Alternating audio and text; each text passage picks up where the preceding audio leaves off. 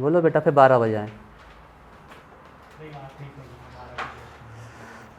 हमें टाइम मत बताया करो, है ना, घड़ी देखना आती है हमें, ठीक है।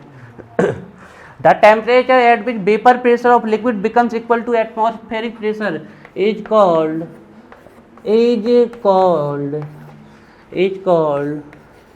boiling point of the liquid, is called boiling point of the liquid, is called boiling point of the liquid। तो ध्यान रखना, बॉइलिंग पॉइंट एक टेम्परेचर है, ये तो सबको पता है भैया कि टेम्परेचर है।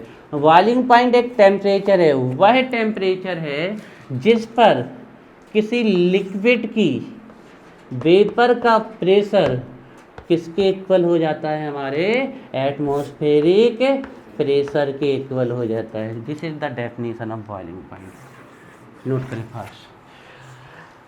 तो the temperature at which vapour pressure of liquid becomes equal to atmospheric pressure is called boiling point. Boiling point एक टेम्परेचर है जिस पर लिक्विड की वेपर का प्रेशर एटीएम के इक्वल हो जाता है। क्लियर?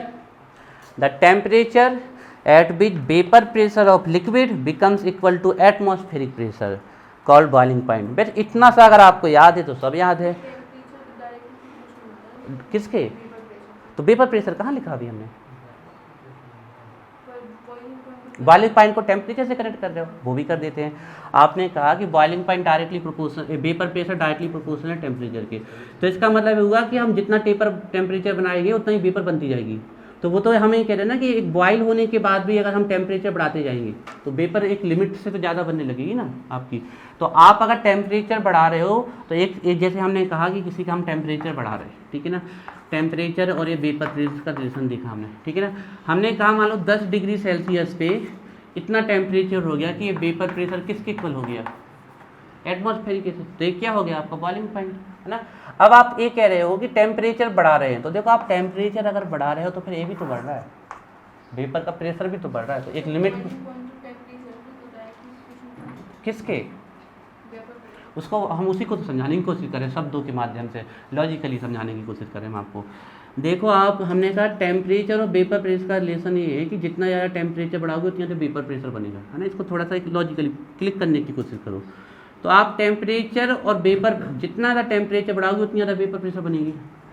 अब कोई लिक्विड है जो कम टेम्परेचर पे ही उसने इतनी वेपर बना दी कि उसकी वेपर का प्रेशर किसके इक्वल हो गया, तो कम पे ही बॉयल हो जाएगा ना। आ रही बात समझ में? तो अगर टेम्परेचर कम पे ही अगर ज़्यादा वेपर प्रेशर बन गई आपकी तो कम पे बॉयल हो जाएगा, है ना। तो एक लॉजिकली पॉइंट क्लिक करना है, इसको वहाँ से कनेक्ट करके फंसना नहीं है, ठीक है, इसको ध्यान रखना। देखो डेफिनेशन क्लियर करें। The temperature, boiling point is the temperature at which vapour pressure और liquid becomes equal to atmospheric pressure. अब एक रिलेशन लिखना है इसमें, टेम्परेचर बढ़ाएंगे वेपर प्रेशर बढ़ेगा। हाँ। अब आप लोग कहोगे तो फिर बॉइलिंग पॉइंट घटेगा, वो आप गलत तरीके से कनेक्ट कर रहे हो ना उसको। हर चीज़ को वैसे कनेक्ट नहीं, है ना, वैसे कनेक्ट नहीं कर सकते आप जैसे आप कनेक्ट कर रहे हो, उसको लॉजिकली क्लिक करना पड़ेगा। तो अब रिलेशन देखिए, बहुत इंपॉर्टेंट रिलेशन है ये रिलेशन, आगे जाके कोलिगेटिव प्रॉपर्टी डिफाइन करेगा, है ना। इतने जोर दे के कह रहे हैं हम, लेकिन फिर भी आधे लोगों को इसको याद नहीं करना है। ध्यान रखिएगा, बॉइलिंग पॉइंट और वेपर प्रेशर इन्वर्सली होते हैं एक दूसरे के। ये हो गई आपकी बॉइलिंग पॉइंट की definition.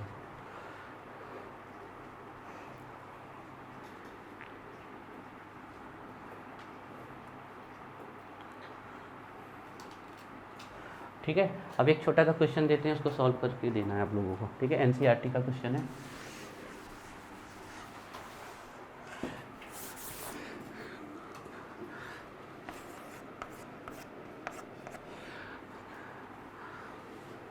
Two liquids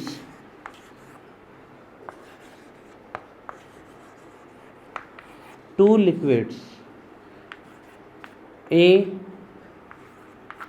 and B, two liquids A and B having boiling point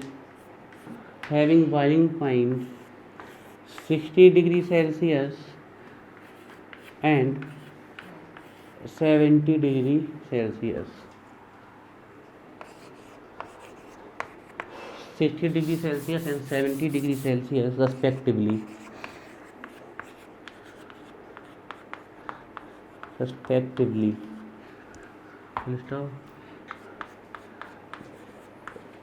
Which will have high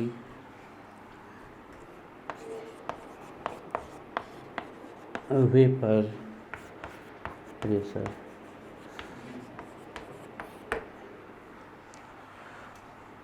जल्दी से आंसर को क्लिक करके दिखाओ। किसका वेपर प्रेशर ज़्यादा होगा? 60 डिग्री सेल्सियस वाले का ज़्यादा होगा। समझ में आ रहा है क्यों? क्योंकि बॉइलिंग पॉइंट और वेपर प्रेशर का रिलेशन क्या है? इनवर्सली है। जिसका वेपर प्रेशर, उसका वेपर प्रेशर ज़्यादा आएगा, जिसकी सीधी बात है जो जल्दी बॉइल हो गया मतलब उसकी वेपर बहुत तेज़ी से बनी।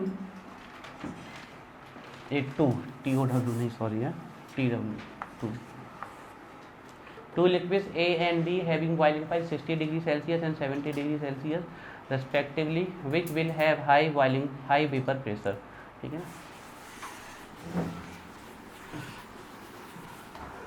ऐसे एक नंबर में क्वेश्चन आ जाते हैं क्रैक करने के लिए। तो इसका आंसर में हम लिखेंगे बॉइलिंग पॉइंट इनवर्सली प्रोपोर्शनल होता है किसके? वेपर प्रेशर के।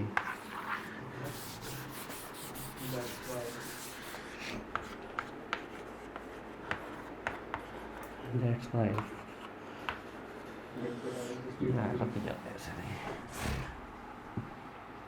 बॉइलिंग पॉइंट और वेपर प्रेशर इनवर्सली प्रोपोर्शनल होती है।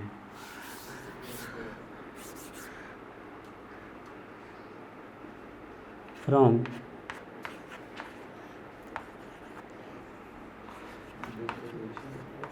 above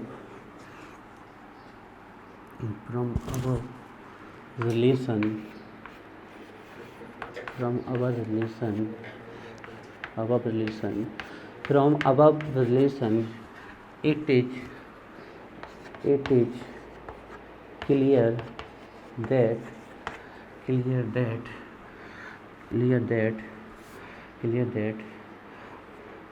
from above relation it is clear that as boiling point देखो आंसर तो आप लोगों का एक लाइन, लेकिन हमारे 2 नंबर में आ गया तो हमें लिखना भी तो आना चाहिए। From above relation it is clear that as boiling point increases, ठीक है, वेपर प्रेशर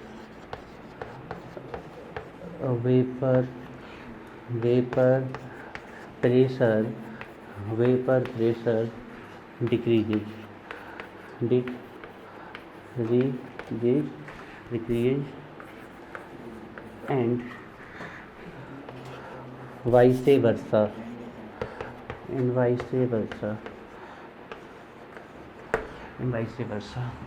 सॉरी बता रहे हैं क्या। ऊपर के रिलेशन से ये बात बहुत क्लियर है कि जैसे जैसे बॉइलिंग पॉइंट बढ़ेगा वेपर प्रेशर घटेगा, है ना। आंसर तो हमें एक लाइन में आ गया, लेकिन एक लाइन में लिख के आओगे तो 2 नंबर थोड़ी मिलेंगे। 2 नंबर के लिए लिखना आना चाहिए। From above relation it is clear that as boiling point increases vapour pressure decrease and vice versa. ऐसा ही जस्ट उल्टा, अगर बॉइलिंग पॉइंट डिक्रीज हो गए तो वेपर प्रेशर क्या होगा? इंक्रीज। वाइस वर्सा का मतलब होता है जैसा पहला लिखा है उसके जस्ट उल्टा भी होगा। बात समझ में आ रही? इसका मतलब होता है वाइस वर्सा, है ना। तो आप इसको 2 बार लिखना चाहते हो, इससे वाइस वर्सा लिख दो। From above relation it is clear that, यह बहुत आराम से क्लियर है या बहुत ज़्यादा क्लियर है। At boiling point increases vapour pressure decreases and vice versa. Vice versa का मतलब है कि अगर बॉइलिंग पॉइंट इंक्रीज करा तो वेपर प्रेशर डिक्रीज हो रहा। वाइस वर्सा इसी प्रकार अगर बॉइलिंग पॉइंट डिक्रीज करोगे तो वेपर प्रेशर इंक्रीज हो जाएगा, है ना।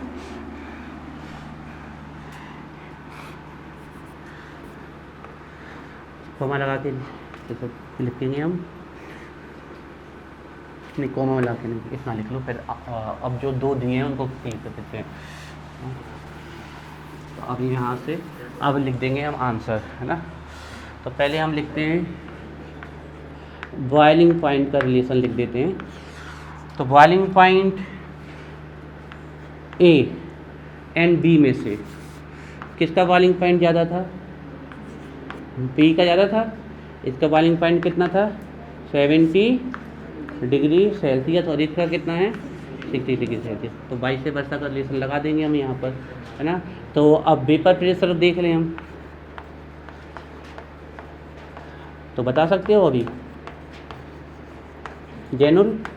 तो वेपर प्रेशर का रिलेशन क्या आ जाएगा? ए का वेपर प्रेशर ज़्यादा हो जाएगा बी की वेपर प्रेशर, ना। तो वेपर प्रेशर का रिलेशन ये हो जाएगा। हाँ हाँ बेटा, इसको लिखो, रिलेशन को लिख ली तो अच्छे से लिख। ऐसे लिखा सर आपने? हाँ ठीक, दूर दूर लिखा करो, थोड़ा स्पष्ट क्लियर दिखे।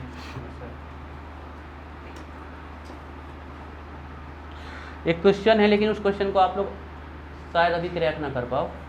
क्वेश्चन ये है कि जब नॉन वॉलेटाइल सॉल्यूट डाला जाता है तो वेपर प्रेशर क्यों डिक्रीज हो जाता है?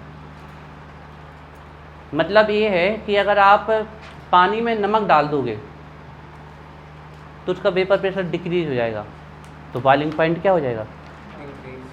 आप क्रॉस चेक कर सकते हो। आप बिल्कुल सेम अमाउंट ऑफ वाटर लेना और बिल्कुल सेम टेम्परेचर लेना, ठीक है ना। जिसमें आपने नमक डाल रखा होगा, देखना उसको बॉयल होने में थोड़ा समय लगेगा। अब उसमें बॉयल होने में थोड़ा समय लग रहा है, इसका रीज़न उसकी वेपर थोड़ी कम बन रही होगी।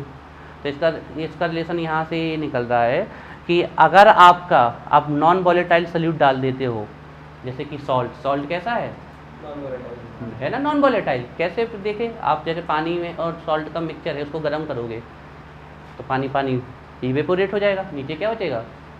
सॉल्ट बचेगा ना आपका। तो ये क्वेश्चन का अभी आप लोग क्रैक नहीं कर पाओगे। इसको क्रैक करने के लिए हमें आपको पहले RLBP पढ़ानी पड़ेगी। व्यवहारिक रूप से समझा दे रहे हैं। देखिए, हमने आपसे ये पूछा है कि जब किसी वॉलेटाइल लिक्विड में हम नॉन वॉलेटाइल चीज डाल देते हैं, जैसे कि NaCl, तो वो उसके वेपर प्रेशर को क्यों घटा देती है? इसके पीछे रीजन क्या है? तो इसको पहले हम व्यवहारिक समझा देते हैं, आंसर साइंटिफिक लिखना है। हम इसको व्यवहारिक कैसे समझा देते हैं? अपनी वेपर तो बनाता नहीं है, साथ में जिसके साथ मिलेगा उसकी वेपर भी बनाना क्या कर देगा? काम कर देगा। ये है इसका व्यवहारिक पक्ष। हम खुद पढ़ते नहीं है, जिसके साथ अटैच हो जाएंगे उसको और नहीं पढ़ने देंगे। नहीं, फ्रिक्शन फोर्स नहीं है इसका कारण, ठीक है ना। फिर से सुनिए, ये बिल्कुल पकड़ के रखना है। जब भी आप किसी नॉन वॉलेटाइल सॉल्यूट को, नॉन वॉलेटाइल सॉल्यूट मतलब जिसकी वेपर ना बनती हो, उसको किसी वॉलेटाइल लिक्विड में डाल देंगे जिसकी वेपर बनती हो, तो वो उस लिक्विड की वेपर प्रेशर को घटा देगा, तो बॉइलिंग पॉइंट को बढ़ा देगा। ये आपका आगे आने वाला है, वो उसका रीजन अब तुमने पूछ लिया तो बता देते हैं। देखिए, जैसे वाटर है, ये वाटर के पार्टिकल्स पड़े हैं, ठीक है। ये वाटर के पार्टिकल्स पड़े हैं सब, ठीक है। ये हमें कल बताते, लेकिन अब तुमने पूछ लिया। अब गर्म किया तो यहाँ से भी वाटर के पार्टिकल उड़ रहे, यहाँ से भी वाटर उड़ रहा, खूब वाटर उड़ रहा। तो ये वाटर की वेपर और ये वाटर का वेपर का प्रेशर। अब क्या होगा? हमने इसमें वाटर नहीं डाला, वाटर प्लस सॉल्ट डाला, ये दोनों आपस में पूरी तरीके से घुल जाते हैं।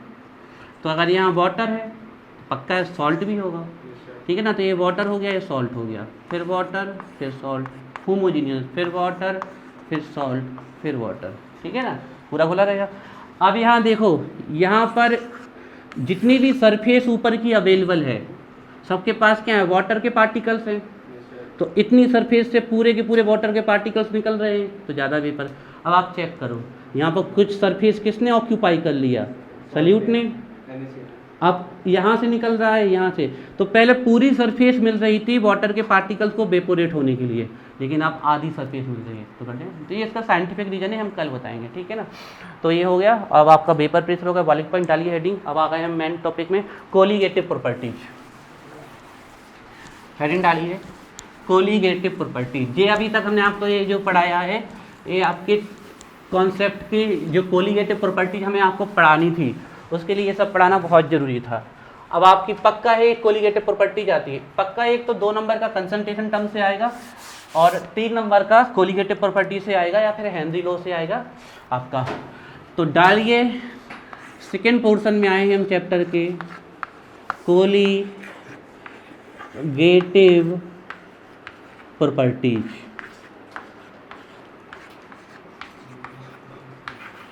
Colligative properties, colligative properties, colligative properties. Colligative properties सिर्फ सॉल्यूशन के लिए पढ़ी जाती हैं, ओनली फॉर सॉल्यूशन। क्या होती हैं कोलिगेटिव प्रॉपर्टीज? बताओ भाई, कोई सुना हो थोड़ा बहुत? हिंदी बोल देते हैं सारे, हिंदी से पकड़ लो। हिंदी में कोलिगेटिव का मतलब होता है अणु संख्यक और प्रॉपर्टीज का मतलब होता है गुण या गुणधर्म। अणु संख्यक गुणधर्म बताओ, ऐसे गुण जो किस पे निर्भर करते हो? अणुओं की संख्या पे। ठीक है, देखिए ये हमने एक सॉल्यूशन बनाया, बहुत ध्यान से सुनना, वाटर प्लस सॉल्ट का एक सॉल्यूशन बनाया हमने, वाटर प्लस यूरिया का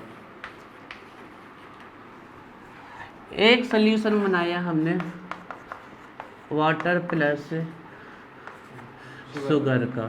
ठीक है, अब हाइपोथेटिकली ये मान लेते हैं कि हमने यूरिया 1 ग्राम लिया और इस 1 ग्राम यूरिया में कितने पार्टिकल हैं? 10 पार्टिकल।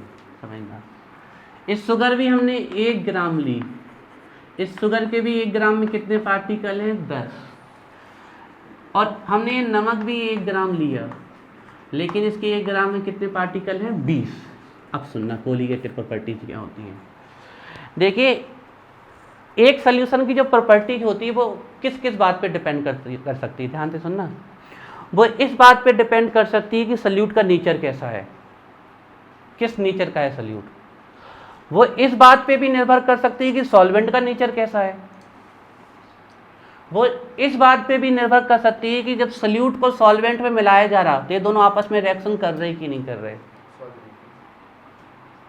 वो इस बात पे भी निर्भर कर सकती है कि आपकी जहां ये आप सॉल्यूशन बना रहे हो वहां पर एटमॉस्फेयर का, सॉरी सराउंडिंग का टेम्परेचर कितना है। दुनिया भर की 2-3 हज़ार बातों पर निर्भर कर सकती हैं, लेकिन इनमें से कोई भी कोलिगेटिव प्रॉपर्टी नहीं है। इनमें से कोई भी कोलिगेटिव प्रॉपर्टीज वो प्रॉपर्टीज होती हैं सॉल्यूशन की जो सब इस बात पर डिपेंड करती हैं कि सॉल्यूशन में सॉल्यूट के पार्टिकल्स कितने हैं। फिर से सुनो, कोलिगेटिव प्रॉपर्टीज सॉल्यूशन की वे प्रॉपर्टीज होती हैं जिनको किसी बात से पता मतलब नहीं कि सॉल्यूट मीठा है कि खट्टा है कि जहरीला है कि बहुत महंगा है कि बहुत सस्ता है कि बहुत तेज़ी से घुलता है कि बहुत तेज़ी से नहीं घुलता, कि बहुत तेज़ी से रिएक्ट करता है, हरा है, पीला है, लाल है, गुलाबी है। किसी बात से कोई मतलब नहीं। उसको सिर्फ इस बात से मतलब है कि वो जब सॉल्यूशन में जाता है तो वो कितने पार्टिकल्स बनाता है। तो सॉल्यूशन की वो प्रॉपर्टी जो सिर्फ इस बात पर निर्भर करती हैं कि सॉल्यूट के कितने पार्टिकल्स हैं सॉल्यूशन में, वो हमारी कौन सी प्रॉपर्टी कहलाती हैं? Colligative property. फॉर एग्जाम्पल, इसकी और इसकी कोलिगेटिव प्रॉपर्टीज क्या होंगी? बिल्कुल सेम, क्योंकि इन दोनों का सेम अमाउंट क्या दे रहा है? Same number of particle. जबकि एक खाने वाली चीज है, दूसरी फर्टिलाइजर है, दोनों का नेचर कितना अलग है, लेकिन दोनों की कोलिगेटिव प्रॉपर्टीज कैसी होंगी? बिल्कुल सेम। क्योंकि पता है ना, इसको इस बात से कोई मतलब ही नहीं है कि नेचर कैसा है क्या कुछ, उसको सब ये देखना कि पार्टिकल्स कितने आ रहे हैं। तो इसका सेम अमाउंट और इसका same amount, same number of particles they रहे हैं, तो इनकी कोलिगेटिव प्रॉपर्टी सेम होंगी। लेकिन इसकी कैसी होंगी? ट्वाइस। इसकी कैसी होंगी? ट्वाइस, क्योंकि इसका वही सेम अमाउंट कितने पार्टिकल्स दे रहा है? 20।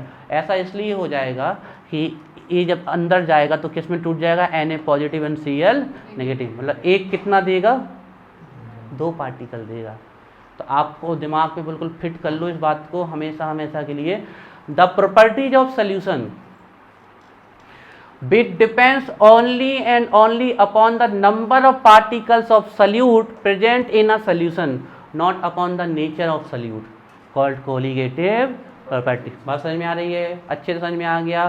किसी चीज़ से कोई मतलब नहीं है उसको सब एक चीज़ से मतलब है कि सॉल्यूट के कितने पार्टिकल्स हैं सॉल्यूशन में। बात समझ में आई? तो लिखिए इसमें कोलिगेटिव प्रॉपर्टीज में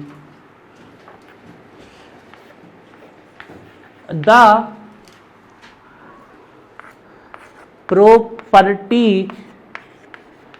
properties of solution, it is the property of solution, the properties of solution which only and only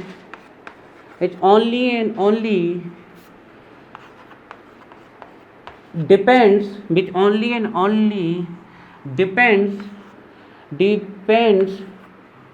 the properties of solution which only and only depends upon the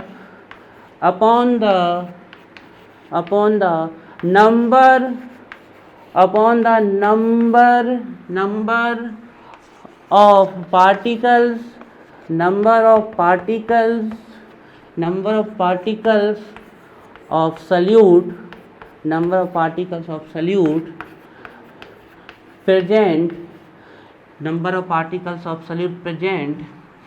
of particles of solute present in a solution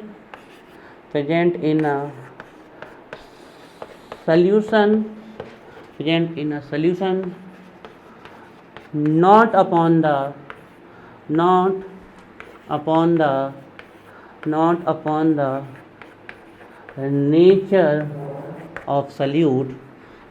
the nature of solute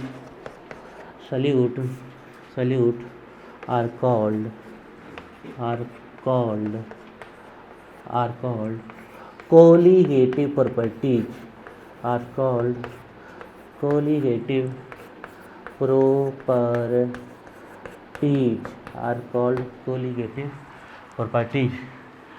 रटोगे क्या?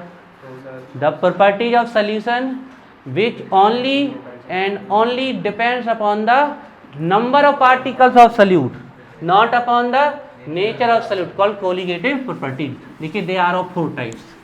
इनके नाम लिख लीजिए, फिर study बाद में करेंगे. They are of 4 types.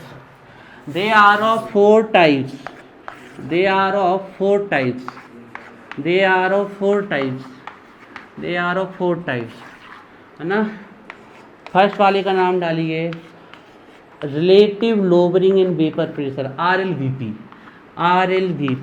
Relative, देख लीजिए लिख दिया हमने RLVP, रिलेटिव लोबरिंग, आवाज क्यों हो रही है, relative lowering in vapour pressure. First colligative properties, रट लो इसको, रटा देंगे, परेशान नहीं होना है. सेकेंड है, इसी सीक्वेंस में पढ़ेंगे, EBP, elevation in boiling point. सब आपस में कनेक्टेड हैं.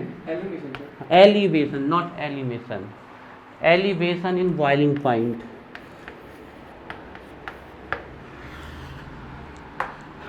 थर्ड है DFP, depression in freezing point.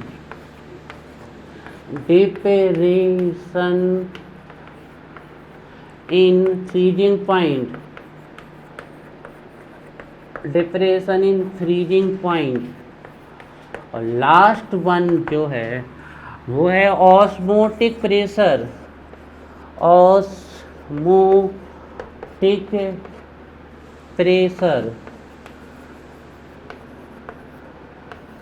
पाई से डिनोट करते हैं इसे. चलिए, that all for the day. तो बच्चों, हाँ, बढ़ना, एलिवेशन मतलब बढ़ना. सुने आप लोग, अब हम आप लोगों से मिलेंगे मंडे 6:30 पे. तो तब तक पढ़ाई करते रहिए. हम आप सभी लोगों से मैसेज के द्वारा कनेक्टेड रहेंगे. और सभी लोगों के नंबर है हमारे पास एक्सेप्ट जैद का. जैद, अपना नंबर दे दो बेटा. ला दिखाओ, हम कॉल कर लें अपने में. हमारे पास है तो तुम कर देना कॉल, ठीक है. मैसेज डाल देना.